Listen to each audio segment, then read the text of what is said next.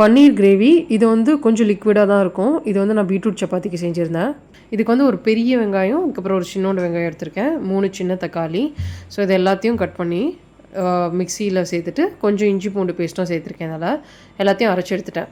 So stove on பண்ணிவிட்டு கொஞ்சோண்டு butter சேர்த்துருக்கேன். அரைச்சி வச்ச பேஸ்ட் உங்களுக்கு ஸ்பைசஸ் எதாவது ஆட் பண்ணணுன்னா ஆட் பண்ணிக்கலாம். எனக்கு வேண்டாம், ஸோ நான் அதெல்லாம் ஆட் பண்ணல.